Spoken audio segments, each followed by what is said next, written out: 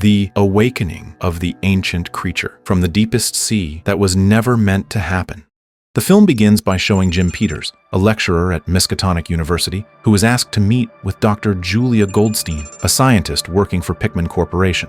Pickman Corporation is a company that specifically focuses its research on exploring things considered impossible or beyond the direct reach of humanity. For example, they concentrate on studying creatures that might exist in the depths of the ocean, areas unexplored due to technological and human limitations. Dr. Julia explains to Jim that Pickman Corporation has found clues suggesting the possibility of life in the Antarctic, precisely at a depth of 37,000 feet, an area never reached by humans. They have detected promising signals from beneath the sea that may indicate the presence of previously unknown life forms.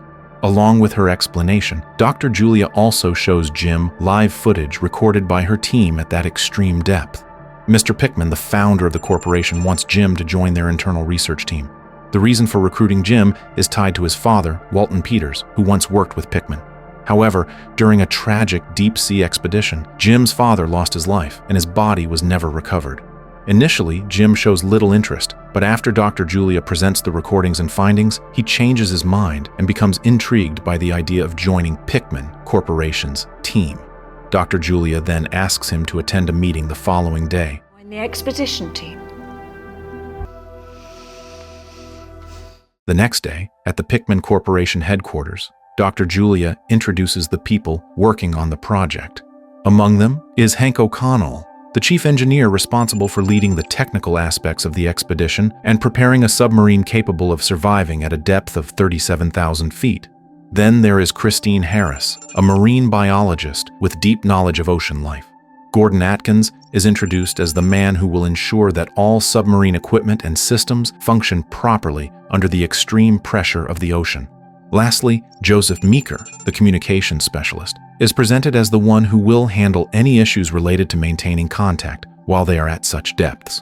With such a solid team composition, they were more than ready for the expedition to uncover the mysteries hidden in the uncharted depths of the ocean. After that, Dr. Julia assigned Hank to deliver a report on the progress of the submarine construction. Hank proudly explained that the submarine, named Providence 3, had been successfully built using lightweight yet durable syntactic foam, enabling it to withstand the extreme water pressure at a depth of 37,000 feet, despite its 250-ton weight. In certain cases, syntactic foam is indeed used in submarines as additional protection or buoyancy support for the main structure, helping reduce the overall load of the vessel. Dr. Julia once again reassured the team that Providence 3 guaranteed their safety, as it had already undergone testing with highly satisfying results. Christine then asked what would happen if they found nothing in the ocean depths. At that moment, Mr. Pickman appeared, sharing his experiences and explaining how he had dedicated his life to unraveling the mysteries of marine life. With unwavering conviction, he expressed his belief that hidden creatures existed in the depths of the ocean, waiting to be revealed. His sole purpose in establishing the company was to understand whatever might be concealed in the sea. However, before they could descend into those untouched depths, the team would undergo 2 months of training to fully prepare themselves. If anyone felt the mission was too overwhelming, they were free to withdraw. Yet no one resigned, as they too were intrigued by the research. You'll need to complete 2 months of training before. After the meeting, the group rested and spent time talking to get to know each other. We'll all sleep better tonight knowing that. Thank you. You're still going along with it, all of you. To do though, is it? Sounds risky. 2 months passed quickly, marking the completion of training for Jim, Christine, Gordon, Joseph, and Hank. Now, they prepared to embark on their journey to the submarine, following Dr. Julia's instructions.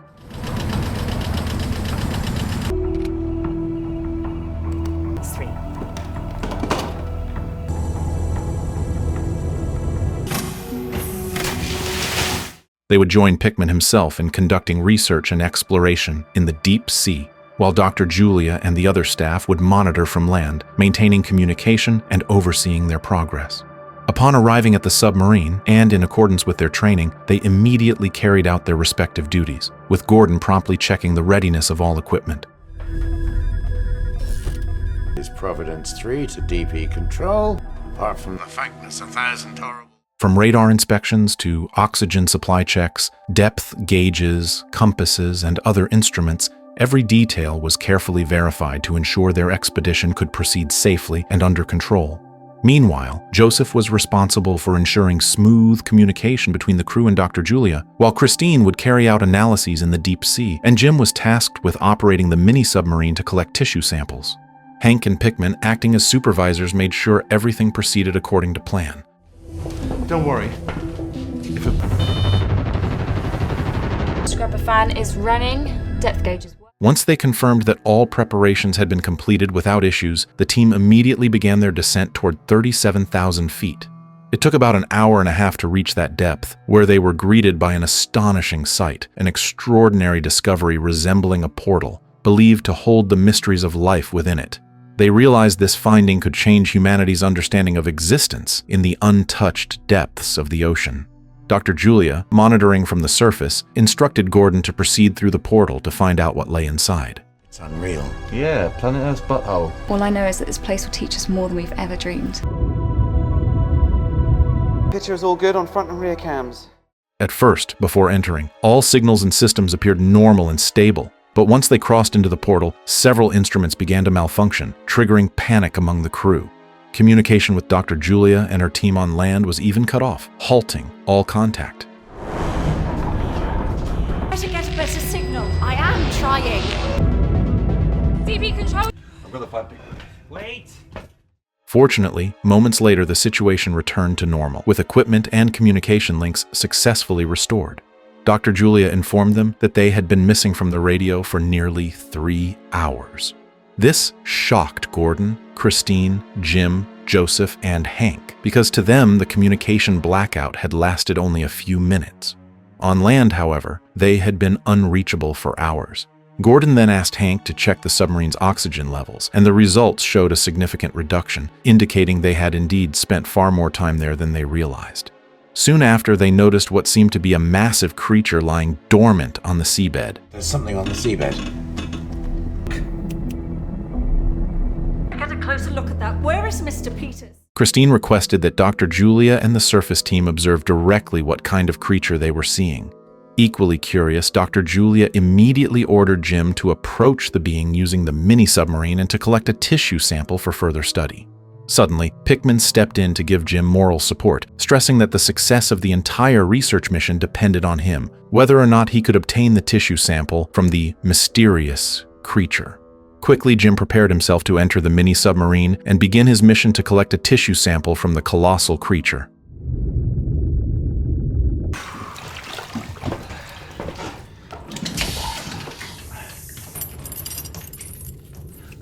Christine looked deeply worried as she watched Jim descend alone into the depths. Knowing that even the slightest mistake could be fatal, his body could be crushed instantly under the immense pressure of the ocean. Slowly, the mini-sub was lowered from the main submarine.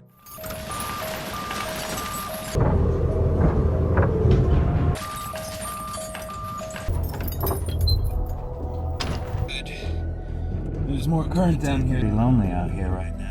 We're right here with you, Jim. When Jim saw the creature up close, its enormous size and terrifying form became fully apparent. Everyone on board watched through the cameras mounted on Jim's vessel, following every move. Reading anything? Should we be worried? We haven't got time to worry. Over the radio, Joseph urged Jim not to waste time and to collect the tissue sample immediately, as they did not want him exposed to danger for too long. Suddenly, just as Jim began taking the sample, the once dormant creature stirred, sparking panic among the crew, and Jim himself was alarmed, as he needed at least a full minute to secure the tissue. Without warning, the massive being attacked Jim's mini-sub, damaging several parts and cutting off his communication link with the team. Speak to me, Jim. This is massive. Well, then it's reading wrong. Everything's sample's secure, Jim. Just a little longer. Signal's gone. Hello? Gordon? We've just lost communication with Gordon. Gordon was unable to retrieve Jim because approaching the monster posed too great a risk, forcing the crew to carefully raise the submarine to distance themselves. But it was too late. The main vessel itself was struck by the creature, causing Christine to be violently thrown out of the submarine.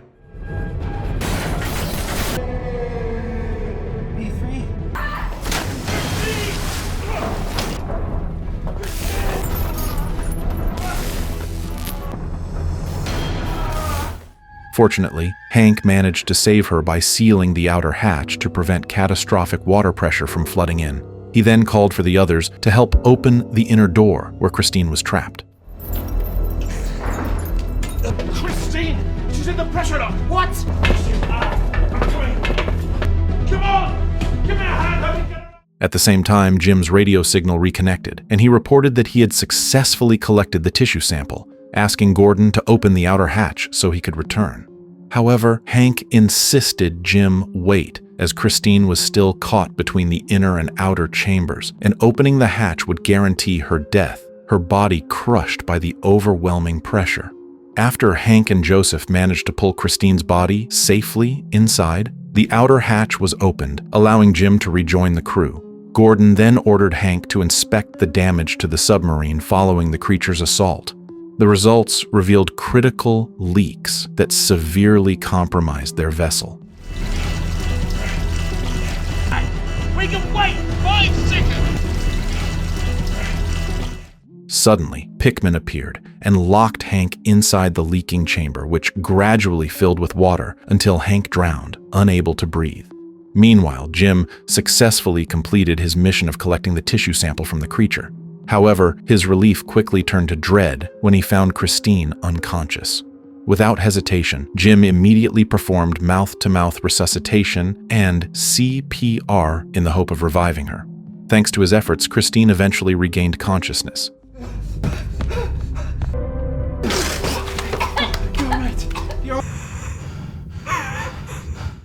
With Hank gone, only 5 of them remained: Jim, Christine, Gordon, Joseph, and Pickman. They were unaware that it was actually Pickman who had killed Hank by leaving him trapped inside the leaking chamber. Once the sample was secured, the crew began their 3-hour ascent back to the surface. Pickman then appeared, demanding possession of the tissue sample, which he intended to take straight to the laboratory. No idea what we're exposing ourselves to by bringing this on board.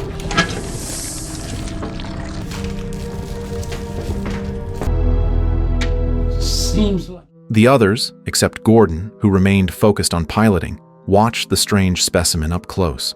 Pickman was visibly impatient, eager to study the mysterious life form, but Jim advised him to wait until they safely reached the surface. Suddenly, the sample moved on its own, startling and frightening the crew. Flesh that still lives on after. Hank built this so we could do it. We get it back to the surface. Eyes? I think we've pissed it off enough already. Christine agreed with Jim, reinforcing the need to wait until they were back on land before conducting research.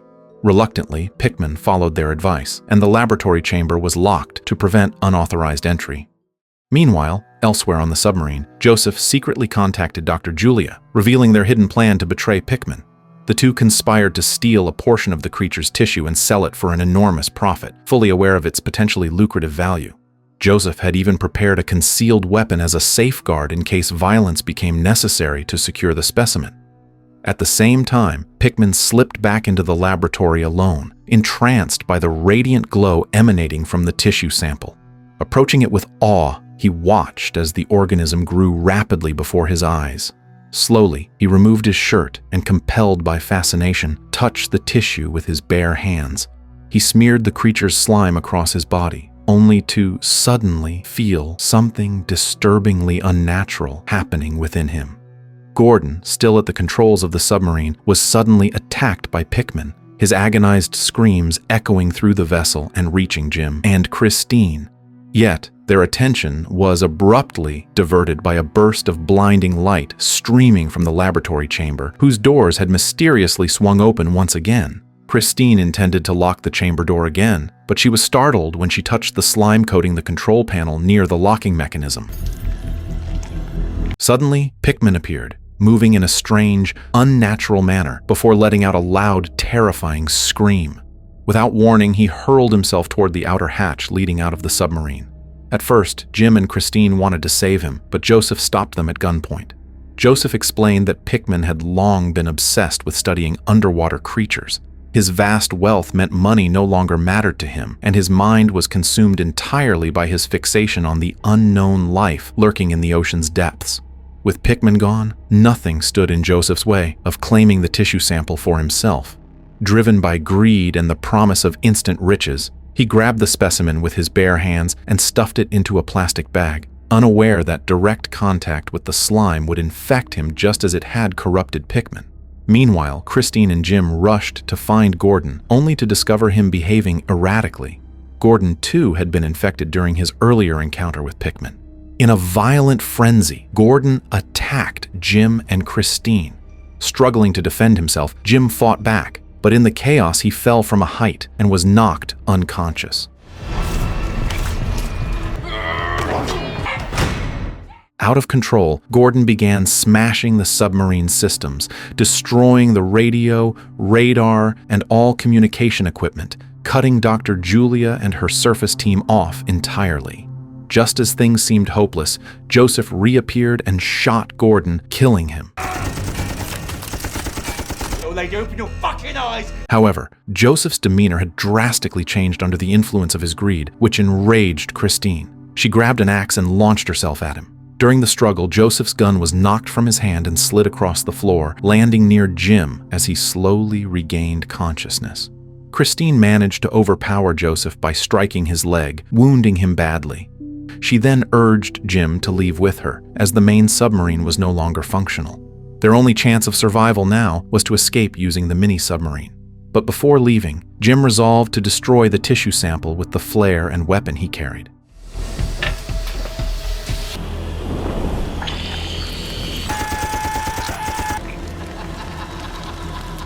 After successfully destroying the tissue sample, Jim noticed Joseph attempting to sabotage their escape.